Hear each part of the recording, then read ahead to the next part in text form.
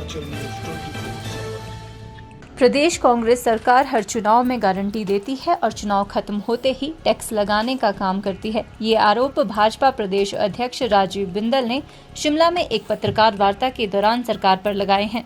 उन्होंने कहा कि प्रदेश सरकार हर रोज जन विरोधी निर्णय ले रही है और विकास के कार्य बंद हो रहे हैं।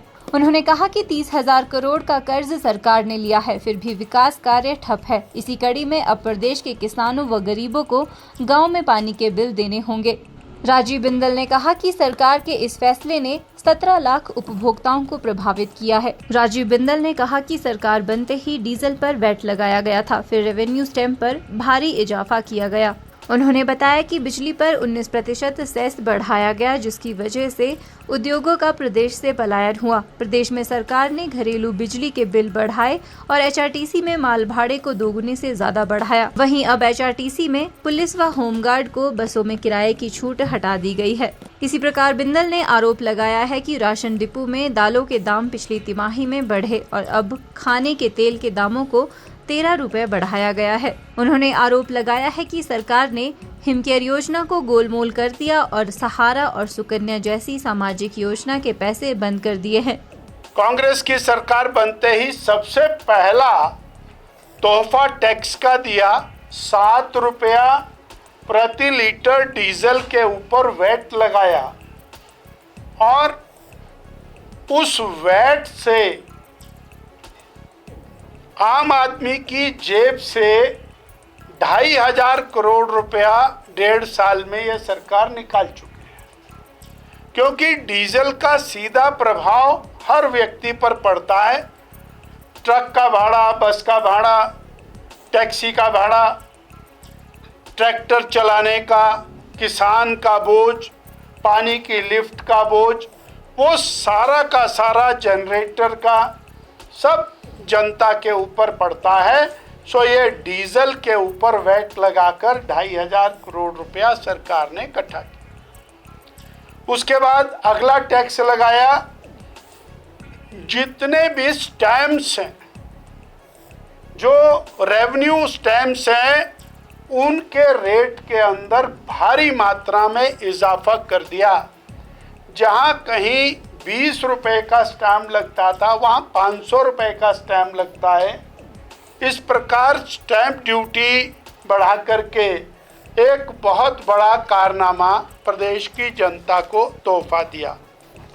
इसके बाद बिजली के ऊपर सेस 19% तक बढ़ाया और सेस को बढ़ा करके जहां उद्योगों को पलायन करने पर मजबूर किया, वहीं बेरोजगार जो औद्योगिक क्षेत्र में रोजगार तलाशते हैं उनको नुकसान किया। फिर बिजली में यही नहीं रुके, जो डोमेस्टिक कंज्यूमर है और जो कमर्शियल कंज्यूमर है उसके बिजली के दाम बढ़ाए और ये कहकर कि प्रदेश की माली हालत ठीक नहीं। उसके बाद एचआरटीसी की बारी आई। एचआरटीसी में माल भाड़ा उसको दुगने से ज़्यादा किया, 100% इंक्रीज किया। अगर कोई सामान छोटा बड़ा बस में जाता है, ट्रांसपोर्ट होता है, उसके किराए में बढ़ोतरी की। उसके बाद एचआरटीसी में जो मिनिमम रेंट है, मिनिमम किराया 5 रुपए से बढ़ा के 12 रुपए किया। किसी को 2 किलोमीटर जाना है, उसको 12 रुपए लगे। तो एचआरटीसी का यह दूसरा कारनामा। तीसरा, बहनों को बीजेपी की पूर्ववर्ती सरकार ने, जयराम ठाकुर की सरकार ने और 50% रियायत दी थी बहनों को मूवमेंट के लिए, उसको विड्रॉ कर दिया। एचआरटीसी के अंदर चौथा काम जो पिछले कल किया, प्रदेश के होमगार्ड कर्मी, पुलिस कर्मी, वो लोग अलग अलग समय के ऊपर ड्यूटीज़ के ऊपर जगह जगह जाते हैं। अब उनसे पैसा वसूला जाएगा और वो कब वो उसका डिपार्टमेंट उसको देगा कब नहीं देगा। हिमाचल प्रदेश के अंदर जो ये मूवमेंट है उसके ऊपर एक बहुत बड़ा आघात, यानी प्रदेश की जनता के ऊपर, आम जनमानस के ऊपर एक के बाद एक और बहुत बड़ा काम सरकार ने किया।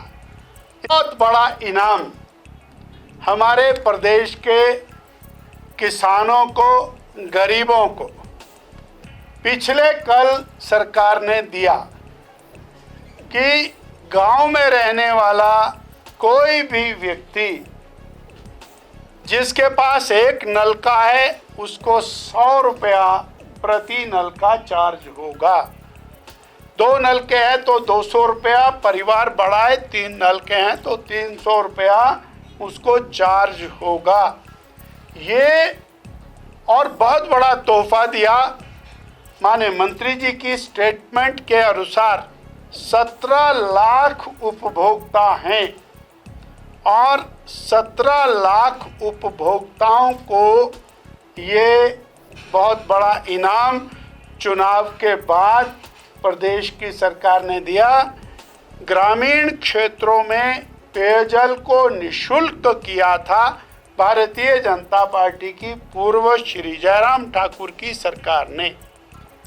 और मैं और ध्यान कराना चाहता हूँ कि जब ये निःशुल्क किया था तो बिल आता था 10 रुपया, 15 रुपया, 20 रुपया, 50 रुपया बिल आता था।